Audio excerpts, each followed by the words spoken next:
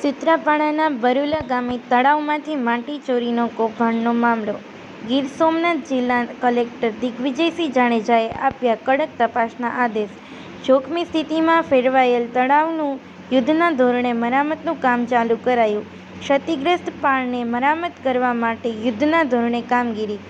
રાજકીય ઓથ ધરાવતા NHAIના કોન્ટ્રાક્ટર દ્વારા નિયમ વિરુદ્ધ માટી ચોરી કરી હજારો ટન માટી કાઢી લેતા તળાવના પાળા ક્ષતિગ્રસ્ત બન્યા. બરુલાથી આલિદ્રાને જોડતો રસ્તો પણ તળાવમાં ધસી જવાની ભીતિ. માટી ઉઠાવવા માટે અપાયેલ મંજૂરી શંકાના દાયરામાં. હજારો ટન માટીની રોયલ્ટી ચોરીનું પણ મોટું કૌભાંડ. રાજકીય નેતાની પ્રકરણ દબાવવા ગાંધીનગર સુધી દોડધામ.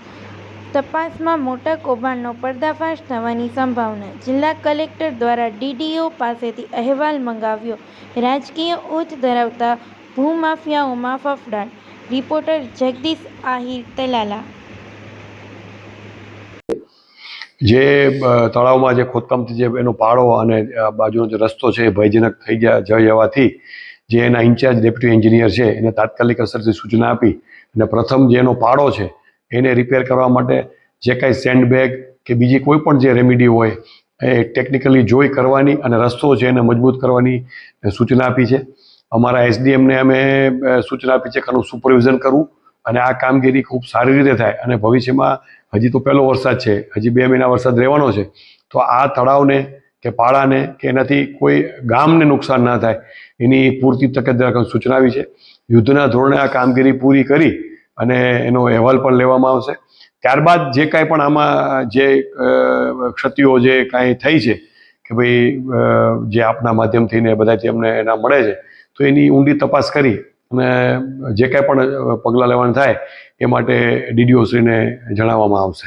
પ્રત્યેક તબક્કે એવી પણ ચર્ચા છે કે આવી મંજૂરી છે, મંજૂરીને લઈને અનેક શંકાઓ કુશંકાઓ ઉભી થઈ રહી છે, કારણ કે સુજલામ સુફલામ સિવાય આવી કોઈ મંજૂરી આપવી યથાયોગ્ય નહોતી અથવા યોગ્ય પછી છે. તો આ બાબતે જે તંત્રના કોઈક અધિકારીઓ છે તેની પણ ક્યાંક ને ક્યાંક ભૂમિકાઓ સામે આવી રહી છે. આ દિશામાં કેવી તપાસ?